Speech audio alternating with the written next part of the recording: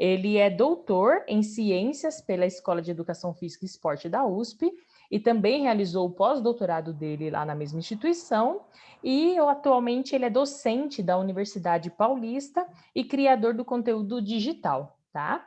Então vamos aí ficar com a palestra do professor Marcel sobre HIIT versus exercício moderado aeróbio, né, nos efeitos no emagrecimento.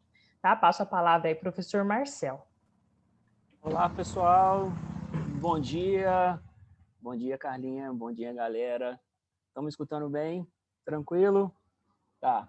É um tema assim que eu me propus a comentar hoje com vocês nesse período da manhã, que atualmente, assim, eu gosto de coisas da moda. E querendo ou não, essas 4 palavrinhas, no caso, HIIT, chama muito a nossa atenção. E o efeito também, assim, uma consequência dos nossos hábitos, que é, por exemplo, a obesidade, e o que esses métodos podem relacionar, no caso, com o emagrecimento. Eu acredito que todo mundo goste de assistir filme, teatro ou série. Então eu vou contar a minha palestra baseando-se num filme, O Quarteto Fantástico. Todo filme, ele tem praticamente um vilão. Qual é o vilão? O vilão, no caso, é o Doutor Destino, que basicamente a gente tem um contexto que esse destino baseia-se no nosso modelo de sociedade. Por exemplo, nossos hábitos alimentares, nossos hábitos em casa, nossos hábitos no trabalho, nossas crenças. Tudo isso nos leva a um destino. E só que, além desse destino, que praticamente tem relação com nossos gostos, nossas interferências no nosso dia a dia, a gente tem um grupo também de pessoas, que no caso, o filme também tem os chamados heróis, que se unem para atacar esse destino, no caso, esses modelos tecnológicos de sociedade que nós temos. Só que esse destino parece que a gente já tem uma noção dele. E dentro daquela música, nossos destinos foram traçados na maternidade. Parece que isso está acontecendo.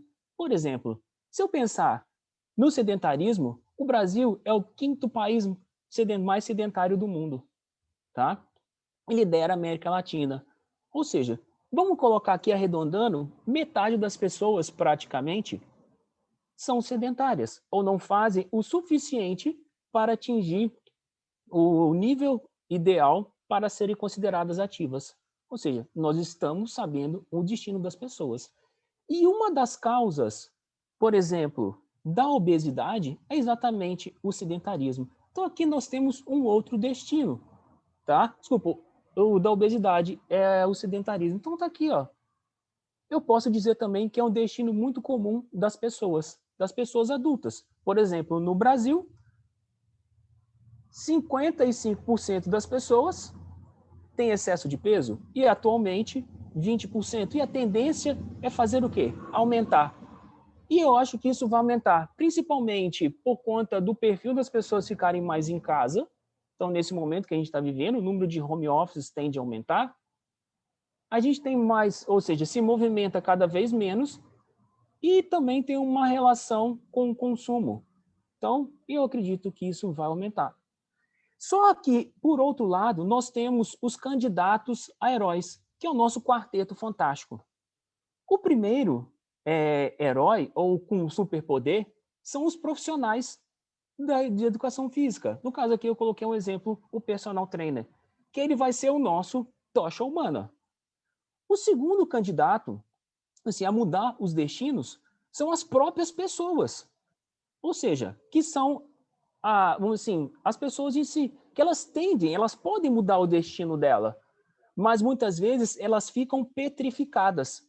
Que aí eu fiz a relação com coisa, petrificadas em relação às escolhas, tomada de decisão.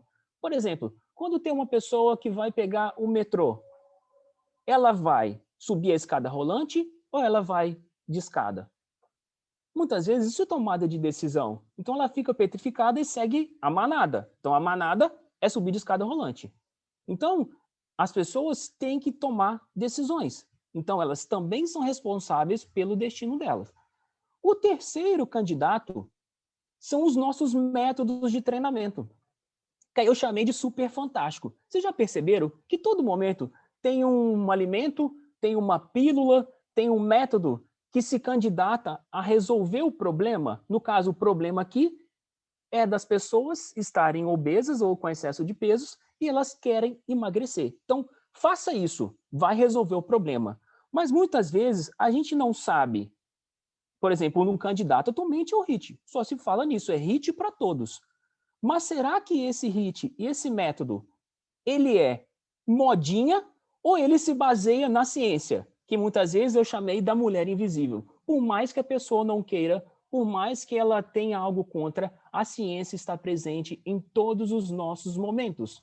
Seja ele para comer, seja ele para vestir, seja ele para andar de carro, seja para a nossa vida como um todo. É invisível, mas está lá presente. Então aqui eu tenho 4, nosso quarteto, candidato a evitar um destino parece que é comum das pessoas, pelo menos metade delas, que é se tornar ou ter excesso de peso e, consequentemente, vamos dizer assim, sobrepeso ou obesidade. Bom, vamos entender um pouquinho aqui mais sobre algumas situações. Em relação às nossas pessoas, elas relatam que elas não fazem, por exemplo, atividade física ou esporte por falta de tempo ou interesse. Caramba, será que é falta de tempo mesmo? Será que é interesse? Ou seja, será que o exercício ele precisa de muito tempo pensando nessa situação para poder ter um efeito? E será que o HIIT é um candidato para economizar esse tempo? E o interesse? Será que o contínuo, aeróbio contínuo, assim, ele é maçante para as pessoas? E será que o HIIT, por conta da sua característica, pode ser algo mais interessante para essas pessoas e quebrarem essa barreira? Isso é um ponto para ser considerado, porque, obviamente, o HIIT trabalha dentro desse contexto. Tá? E uma outra situação, onde estão as nossas pessoas? Onde estão os nossos alunos? O Brasil, acredito que é o segundo maior país com o número de academias do mundo, mas número de clientes já passa para quarto, ou seja, não dá 10% da nossa população não está nas academias. E quando a gente vê a relação número de clientes por academia, já cai para o oitavo. Ou seja, as pessoas não estão nas academias, por mais que a gente veja uma academia a cada esquina. Tá? Então, a gente tem que repensar a nossa estrutura, porque a gente tem pessoas cada vez mais com excesso de peso, a gente tem pessoas que é um destino comum, a gente tem pessoas que reclamam da falta de tempo e de interesse, só que essas pessoas não estão nas academias. Por quê? 10% da população eu acho ridículo o número. E se a gente parar para pensar, relação ao número de clientes por academia também é ridículo. 278, no caso, clientes por academia. Só que a gente tem que fortalecer, pensar não só nas pessoas, mas também nos profissionais. Porque eles são, muitas vezes, colocam-se informação para os nossos alunos, ou, no caso, pensando no personal trainer. E aqui está as tendências fitness de 2020, de acordo com o American College. Aqui, olha só onde aparece o HIIT, na 7ª posição. Treinamento intervalado de alta intensidade. E o HIIT é um método que pode ser utilizado, por exemplo, na situação 1, para as pessoas perderem peso ou emagrecerem, para promover, por exemplo, um estilo de vida saudável, para, por exemplo, o personal trainer utilizar, que é a tendência 3, para, por exemplo, fazer um treino funcional, também dá para colocar. Também fazer um treino em grupos, 8ª tendência. Dá para trabalhar, por exemplo, nessa situação que a gente se encontra mais distante, online. Dá para fazer um treino, por exemplo, em circuito, e dá para fazer algo ao ar livre. Ou seja, os nossos profissionais recebem esse tipo de informação. Será que eles estão capacitados e sabem como utilizar o HIIT diante dessas tendências que muitas vezes aparecem para eles? Pensando nessa situação, vamos entender os dois métodos. Será que são fantásticos assim? O HIIT é melhor do que o método contínuo para evitar esse destino das pessoas? Então vamos primeiro entender o que é um método contínuo. Um método contínuo consiste em realizar exercícios físicos sem pausa, intermediária de recuperação, com duração e intensidade distintas. Então eu tenho situações que eu posso ter um volume, por exemplo, 30 minutos, numa intensidade constante. Então, eu coloco a pessoa na esteira e ela faz, por exemplo, a 50% da frequência cardíaca de reserva, por exemplo. Só que eu também posso fazer esse contínuo de maneira variada. Então, eu faço, por exemplo, 30 minutos, só que eu oscilo para 70, oscilo para 50, oscilo para 70, para 50. Ou com alteração da velocidade, por exemplo. 12 km por hora, 10 km por hora, mas dentro de uma faixa, por exemplo, que eu estou buscando, moderada de treinamento. Então, eu não tenho pausa, tá? O método contínuo, que pode ser constante ou variado. Já o método, no caso, o HIIT, o que acontece? O HIIT, essas 4 palavrinhas, High Intensity Interval Training, que é um treinamento intervalado de alta intensidade. Qual é a característica do HIIT? Períodos de esforços, ou seja, de exercício, realizados em alta intensidade, intercalados com período de recuperação, conforme o conceito aqui. Bom, ele pode ser utilizado para a saúde, para o desempenho e também para o fitness. Ou seja, depende da abordagem, tá? Que a pessoa tem, o profissional, em relação àquele aluno. Tem diferentes variáveis, vamos dizer, mais complexo prescrever o HIIT em relação ao método contínuo. O método contínuo, eu tenho basicamente um volume em relação a tempo ou em relação à distância, e eu tenho a intensidade. Por exemplo, na esteira, eu tenho a velocidade ou a inclinação. Aqui não. As variáveis do HIIT, eu tenho mais variáveis, porque eu tenho a intensidade, que pode ser alta, máxima ou supramáxima, tá? Eu tenho a duração, que pode ser do esforço de 20 segundos até mais de 60 segundos, dependendo da característica do HIIT. Eu tenho o número de esforços, seria um número de séries, porque tem pausa, então você dá faz um esforço, tem a recuperação, e você faz isso várias vezes. Tem a intensidade da recuperação, que pode ser em repouso ou pode ser ativo, e tem a duração dessa recuperação, que pode ser de 20 até mais de 60 segundos. Ou seja, tem muito mais variáveis para manipular em relação ao método contínuo. Bom, o HIIT tem 4 tipos. O primeiro é o HIIT de intervalo longo, que é uma intensidade, por exemplo, é acima do segundo limiar, vamos colocar assim, tá? Em torno de 80% a 95% da frequência cardíaca máxima, e a duração do esforço é de 1 a 5 minutos. E o relação esforço-pausa? 1 para 1. Então, por exemplo, a pessoa faz 1 minuto de esforço para 1 minuto de pausa. Ou faz, por exemplo, 1 minuto de esforço para 2 minutos de pausa. Ou faz 1 minuto de esforço para 3 minutos de pausa. Esse é o HIIT de intervalo longo. Já o HIIT de intervalo curto, ele é próximo ou acima, vamos dizer assim, da capacidade ou da potência aeróbica máxima, que é o VO2 máximo. A duração do esforço de 15 a 60 segundos, tá? E a relação também é 1 para 1, 2 para 1 ou 3 para 1, tá? Então, o intervalo de recuperação, ele é mais curtinho. Já o terceiro é o RST, que é o treinamento de sprint repetido. É uma intensidade supramáxima. O esforço, ele é curtinho, ou seja, o exercício é feito de 3 a 8 segundos, com uma pausa de 20 a 60 segundos, tá? E essa relação é menor que 1 para 8, tá? Relação esforço, pausa. E, por fim, tem o SIE, que também é uma intensidade supramáxima, que é o intervalo, treinamento com intervalo de sprint, de 20 a 30 segundos o esforço, com uma pausa maior, no caso de 2 a 4 minutos, e a relação esforço-pausa maior que 1, no caso 1/8.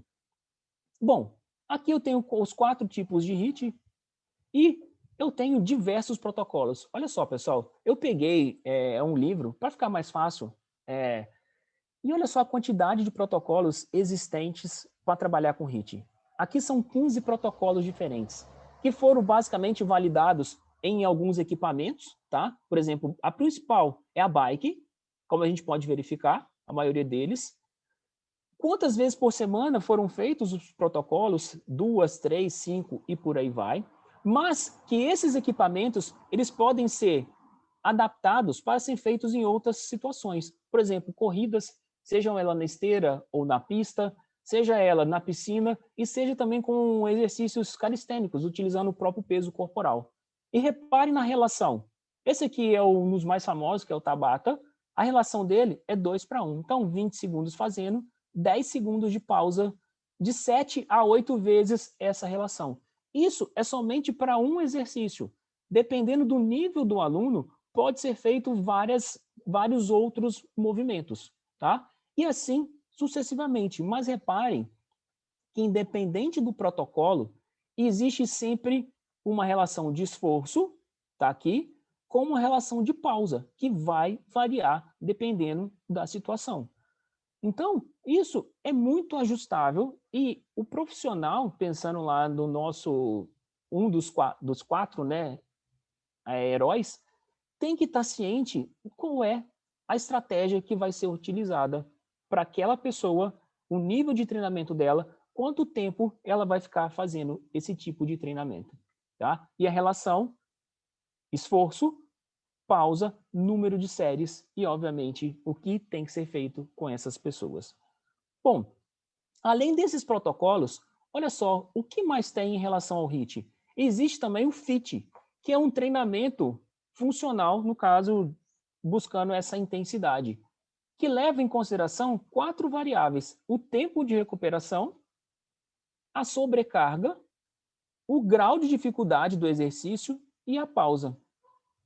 Bom, olha só o primeiro grau. Aqui eles já colocam que as pessoas, para fazerem esse tipo de exercício funcional, são pessoas treinadas, que é de baixa dificuldade.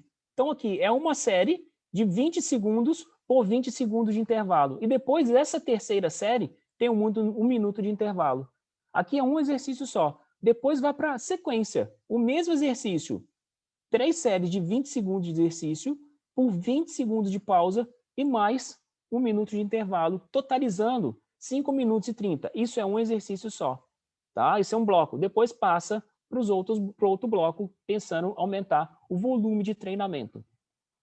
O grau 2 é uma sequência do outro, só que acontece uma redução do intervalo. Ao invés de ser 20, são 10 segundos. Tá? É só isso que muda em relação, vamos dizer, o intervalo muda e também a dificuldade do exercício. Então, é uma progressão. O terceiro é o avançado. A recuperação, ao invés de ser passiva, aqui começa a ser ativa, então a pessoa faz movimentos, não fica parada, ela faz movimentos na recuperação, ou seja, deixa o exercício com maior dificuldade, maior intensidade, no caso, pensando nesse processo de recuperação.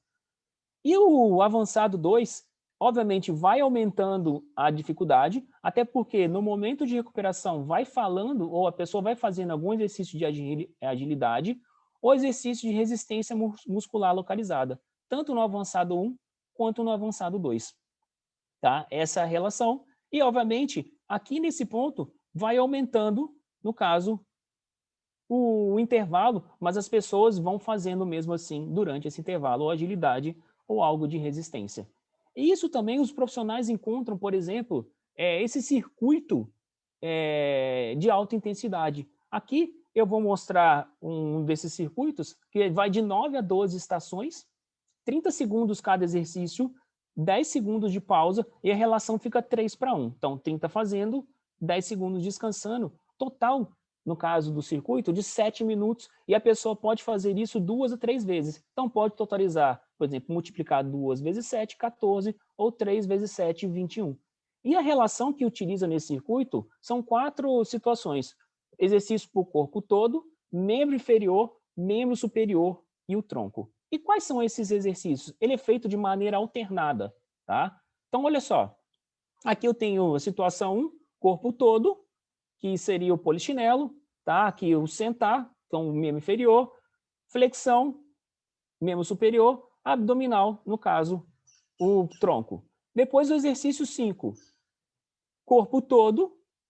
O 6 entra, no caso, no agachamento.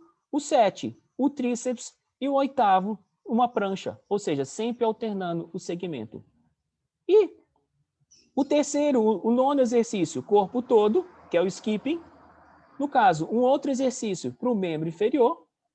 Depois a gente tem o 11º, o corpo todo, e o 12º, um exercício para o tronco. Então, Isso a gente encontra na literatura. Ou seja, tem alguma evidência, tem alguma ciência envolvida na prescrição, no HIIT, no caso, um formato de circuito.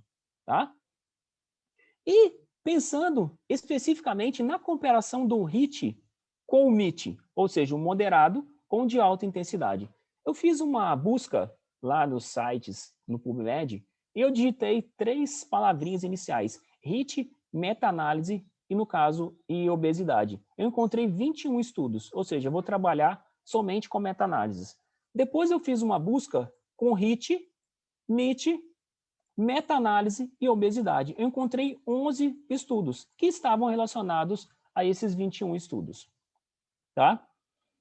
O que eu busquei especificamente para falar sobre obesidade e emagrecimento? Variáveis relacionadas à obesidade e ao emagrecimento. Então, eu vou trabalhar falando sobre peso corporal, sobre IMC, sobre a massa gorda e massa magra e o percentual de gordura, a circunferência da cintura, o índice cintura-quadril. Eu encontrei 6 estudos que estavam relacionados e compararam o HIIT com o MIT, tá? Compararam o HIIT com o MIT, e tem um estudo adicional que eu coloquei que que está relacionado ao pós-exercício, ou seja, também comparando o MIT com o HIIT, pensando no EPOC. Tá? O que tem de evidência primeiro, o HIIT em comparação com o grupo controle, então eu vou tentar responder essa pergunta, e o HIIT em comparação com o MIT. Então vão ser 2 perguntas que eu tentarei responder. A primeira, eu tenho o seguinte, o primeiro estudo, o HIIT, ele é melhor do que o grupo controle? Parece que sim. Olha só, pouquíssima diferença, tá? Teve uma tendência no caso da massa corporal, assim como o MIT. E se eu pensar na comparação do HIIT com o MIT, não tem diferença, tá? Entre fazer o HIIT ou fazer o MIT. E na massa gorda, tem diferença. O HIIT foi melhor do que o grupo, ou no caso, o pós contra o pré, mas o MIT também foi. E na comparação do HIIT com o MIT, não teve diferença. Tá? Ou seja, os dois atingem o mesmo objetivo. No caso, reduzir a massa gorda. Fazendo um HIIT ou fazendo um MIT, por esse estudo, não tem diferença, até porque, vamos dizer assim, eles tiveram resultado dentro deles, mas quando eu comparo um com o outro, não tem essa diferença. O segundo estudo, só lembrando, olha só que interessante, já que as pessoas reclamam do tempo, isso é algo fundamental e interessante no HIIT. O HIIT, ele economiza tempo. Essa economia foi em torno de 40% do tempo. Então, se as pessoas reclamam da falta de tempo, o HIIT é um candidato, vamos dizer assim, a resolver esses problemas das pessoas, relacionando, no caso, com essa variável, questão do tempo, porque se chega ao mesmo objetivo. No caso, redução por esse estudo da massa gorda. Mais um minuto, professor. Tá. Outro estudo que nós temos, a massa gorda, não teve diferença entre os estudos, tá? No caso, o HIIT em comparação ao MIT, e também na massa gorda em quilos não teve diferença, ou seja, fazer HIIT ou MIT vai chegar no mesmo resultado. Isso acontece nas outras meta-análises. No peso também, o HIIT teve redução, mas o MIT também teve redução do peso, do MC e da massa gorda. E quando eu comparo um com o outro, não tem diferença. O peso é igual, vamos dizer, reduz igual, o MC reduz igual e o percentual de gordura também. Tá? Mas, de novo, o HIIT, ele economiza mais tempo. Tá? Ou seja, eu preciso de menor tempo para atingir os mesmos resultados no caso do MIT. Nesse estudo, a mesma coisa. Dentro do grupo, o HIIT reduziu, tá? Comparando com o grupo controle, ou seja, que não fazia nada, reduziu, mas quando compara com o contínuo, o resultado é similar. E nesse estudo, a mesma situação. Quando eu comparo o HIIT com quem não faz exercício, nesse estudo não encontrou diferença, nem na massa gorda, nem no percentual de gordura e nem na massa magra.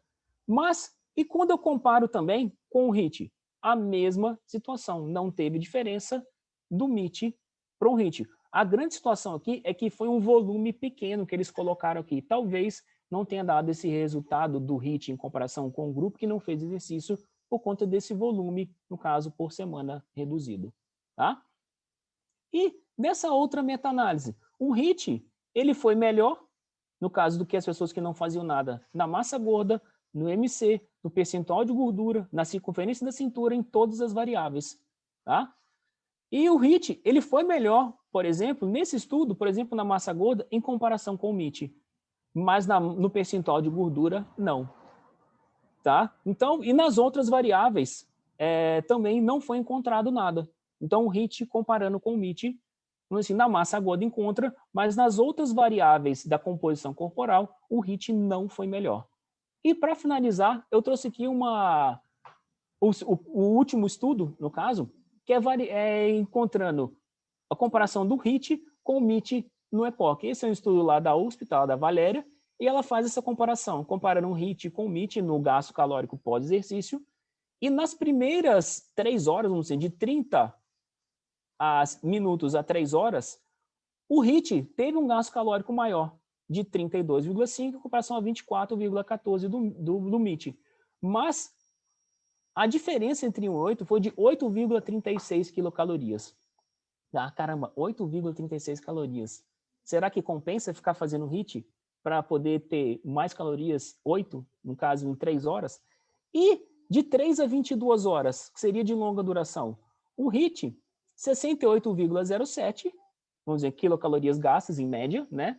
E o MIT, 38. Isso dá uma diferença, no caso, de 31 quilocalorias. Aí eu vou mostrar aqui para vocês, eu faço uma brincadeira. Uma bala, no caso o bolete está aqui, tem 20 quilocalorias. Se você chupar um bolete, já era a primeira hora ali. Agora, no caso até 3 horas. Se você chupar o bolete, assim, na longa duração, ainda sobram 11 quilocalorias. Você já não pode chupar o segundo bolete. Tá? Você vai ter que quebrar a bala ao meio para inteirar as 30 quilocalorias. Certo? E para finalizar, aqui eu trago as minhas considerações finais, pensando exatamente no nosso quarteto fantástico aqui. Primeira coisa, eu tenho os nossos profissionais, que eles têm sim condições de utilizar um ou outro método e cada vez mais buscar entender o interesse do aluno em relação a esses métodos. Tá? Eu tenho que pensar nas pessoas, entender por que elas estão sedentárias e cada vez mais buscar estratégias que demonstrem e que elas possam estar interessadas em fazer determinado método. Mas que os dois métodos, equilibrando, no caso, equiparando principalmente o gasto calórico, um com mais alta intensidade, o outro com maior volume, vamos dizer assim, eu chego no mesmo objetivo. A gente tem sempre que buscar, vamos dizer assim, situações que não busquem somente a modinha, tá? Mas sim baseando também a nossa situação, a nossa prática, baseando-se em evidências, no caso, evidências científicas, e não evidência do colega ou de uma pessoa X ou da blogueira que coloca informações para a gente como se fosse algo extremamente relevante para os nossos alunos e também os nossos profissionais, os alunos em si, profissionais, precisam estar cientes e tomar cuidado com a quantidade de informações que são passadas e ter esse lado crítico para poder exatamente solucionar o nosso destino, que parece que é ser sedentário e ser obeso. Beleza, pessoal? Muito obrigado. Se alguém quiser alguma informação, esses são meus, no caso, o meu Instagram pessoal e o meu Instagram, onde eu coloco alguns conteúdos relacionados a algumas situações que acontecem, vamos dizer assim, no dia a dia. Eu tento passar isso para as pessoas. Muito Beleza? obrigada.